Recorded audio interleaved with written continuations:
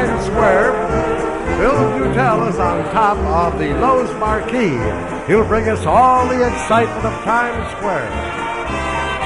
Theater at 46th Street and Broadway, which is right in the center of Times Square on this New Year's Eve. Coincidentally, the movie Dr. Dolittle is playing right beneath me here in the Lowe's State. In that movie, you talk to the animals, and I suppose if you could talk to the animals right now, they'd be saying Happy New Year, like tens of thousands of people are in Times Square, and there are tens of thousands of people who have come to celebrate New Year's Eve in Times Square this evening. It would seem that anybody with any sense would stay home on a night like tonight. It's snowing, as you can see in your television screen. The temperature is about 31 degrees, and it's getting colder all the time.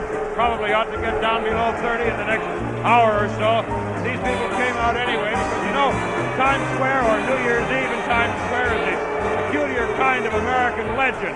Kind of like hot dogs at a baseball game, or that straight-shooting American cowboy that we all read about and think about, but sometimes don't see very much of.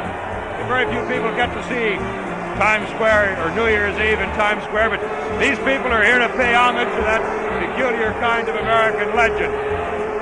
They're here to see this ball on top of the Allied Chemical Tower go down at precisely the stroke of midnight. That used to be the old Times Tower years ago until the Allied Chemical Company bought it and made it into the Allied Chemical Tower. Here in New York, we probably pay just a little bit too much attention to New Year's Eve in Times Square. We tend to think that this is the only New Year's Eve there is, but of course there is a New Year's Eve in Chicago, and one in Denver. I suppose there's even one in Waikiki Beach in Honolulu. But this is where it all begins. This is where America first celebrates New Year's Eve, because this is where it first is New Year's Eve. This is where people make new dreams to replace the dreams that didn't quite make it in 1967. This is where we say, okay, old year, you've done your best, you've done your worst, bring on the new one. All this began back in 1906, and these people are just carrying on a tradition that is now 61 years old. There's only been 2 years, 1942 and 1943, when the celebration of New Year's Eve in Times Square was not held. That was in 42 and 43 when all the East Coast was blacked out because of the danger of air raid attack. And except for those years, 42 and 43, tens of thousands of people, 1 year 400,000 people came out to celebrate New Year's Eve in Times Square. I wouldn't have any idea how many people are here right now tonight. I don't know if the police do. I know there are more than 2,000 New York City police here to contain this crowd, which must number in the tens of thousands. I'd make a guess there must be more than 100,000 people here, but don't quote me on that, because like all reporters, I'm not an expert on guessing just how many people are on a story I'm covering. Most of the people who are here are, of course, young people, college students. There's one group there from USC, the University of Southern California. Another group from Indiana. It says, Indiana, take USC. They're talking about the Rose Bowl tomorrow morning or tomorrow afternoon.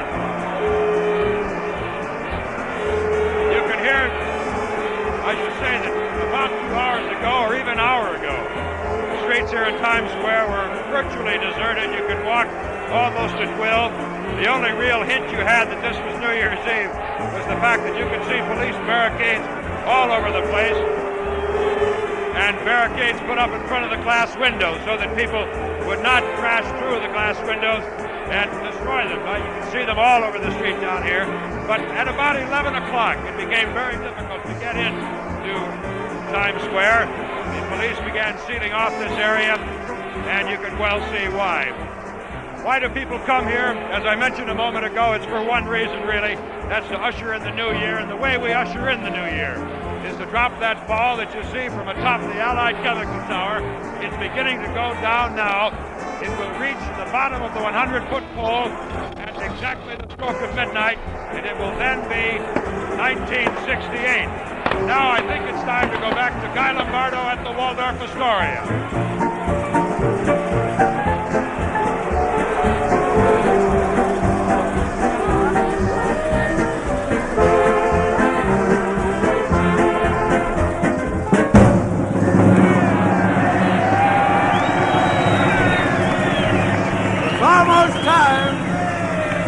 Almost time.